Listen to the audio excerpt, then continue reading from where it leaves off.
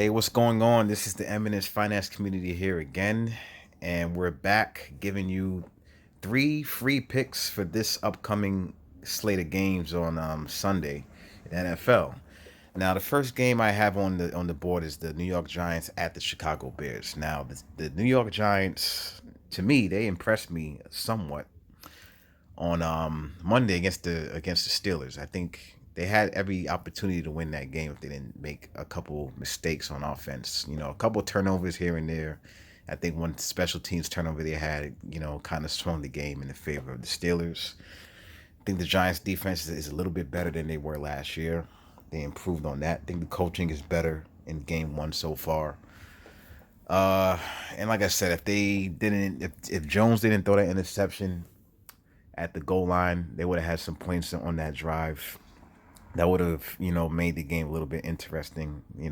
Probably would have had a different outcome if he didn't make that mistake. If they didn't have that turnover on special teams, that gave the Steelers good field position. The game would have probably been different. Uh, and like I said, the Giants they did some good things in that game. Now, one thing that they did not do very well was run the football. Saquon Barkley only had six yards rushing. I don't think that's going to happen again in week two. I think he's going to get off to a faster start. He's going to have a much better game against the Bears in week two. Bears are another decent defensive team. I don't know if they're exactly the same as they were 2 years ago, but they're a good defensive team. They're not as good as the Steelers though. Steelers are awesome defense. Very good. Probably going to be one of the best teams in the AFC this year. Bears are still, finding. I think they're just going to be hovering around average, like 8-8, probably 9-7. I don't know. They came off an impressive win against the Lions, come from behind win. I think Mitchell Trubisky is still a problem though. I don't really trust him as a quarterback. I don't know. He's too inconsistent for me. I don't really think he's very good.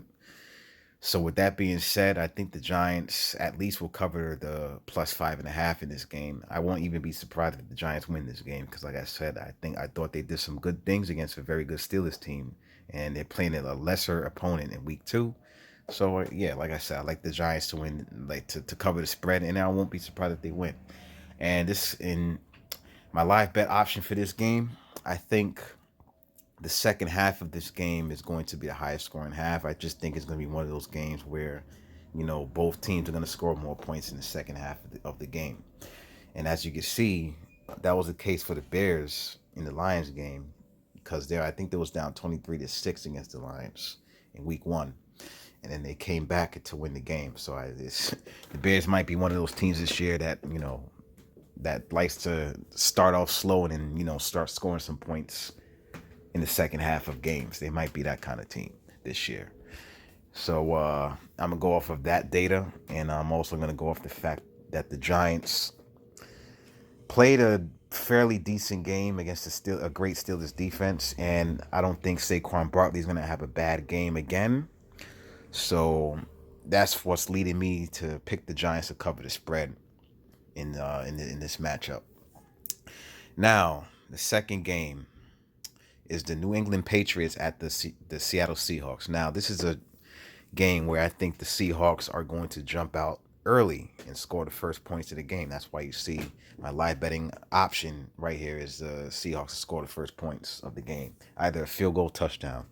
So if you're one of those live bettors, or if you're one of those people that love to live bet, I think that's a very high probability, strong option to live bet on. And I think this game is going to go under because Patriots are going to look to slow the pace of this game down, especially, they're not the usual Patriots that's, over the past 10, 15 years, that's the high top 10 offense in the NFL. It's not that Patriot team. Cam Newton is going to keep the ball on the ground a lot too. We're just going to, run the clock out in the games and stuff like that. They're going to try to win with defense as they did last year. And they're going to try to run the ball. That's what the Patriots are going to do. And the Seahawks, they scored a lot of points against a mediocre Falcons defense. Patriots are a step up in class defensively. So I expect them to not have as productive of an offensive performance in week two. So I think the points are going to go down on their end as well. And I had the Seahawks covering the -4 because they are the better team. They are playing at home. Even though there's no fans, they're still playing in Seattle. Patriots have to travel. So I think the Seahawks will cover the spread in this game.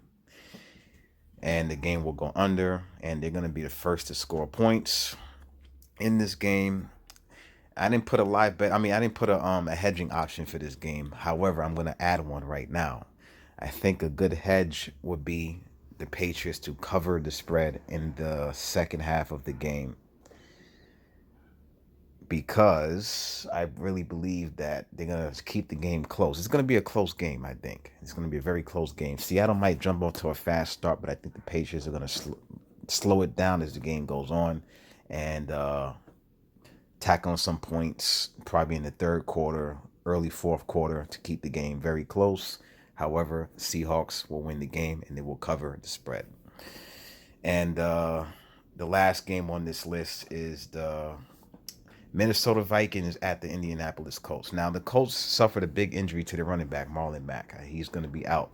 I think he had a knee injury, I think they said it was. I forgot. But he's out. They have a lot of injuries besides that on their team already. So, and I didn't like the way Phillip Rivers played in game one. He threw a couple of picks. He did throw for a lot of yards, but he threw a lot of interceptions. They lost to a very bad Jaguars team. I don't think it's going to improve or get any better in this game against a much better Vikings team. Now, I know the Colts are home, but, the Vikings, like as I've said, they're better. They had a hard-fought loss against the Packers. And if you see the Packers this year, Aaron Rodgers, to me, is on a mission. But they're not facing Aaron Rodgers. They're facing an older Phillip Rivers, who still could be pretty good, but, he's no Aaron Rodgers. Now, that being said, I have the Vikings covering the +3 in this game because they're the better team. I think this game is going to be relatively high scoring. So I have the over 48.5. And I don't think the Colts are going to get blown out. So that being said, my hedging option is going to be the Colts to cover the ATS in the second half of this game, because I still think it's going to be a very competitive game when it's all said and done. I just think the Vikings are going to cover the spread and they're going to win the game. So if you want to be even more gutsy and win some more money, I will say a very high probability bet is to pick the money line on the Minnesota Vikings to win the game outright.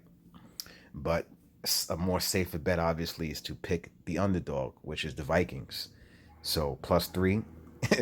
If they lose by 2, you still win the bet. So can't go wrong with that. So there you have it. These are my 3 picks. New York Giants to cover the spread, Seahawks to cover the spread, and the under for the game 45.5, and Minnesota Vikings to cover the +3 and the over 48.5. And there goes my hedging option, my live betting options as well. So that said, everyone have a very good week, very good weekend, and enjoy your football Sunday when the games come on. Take care.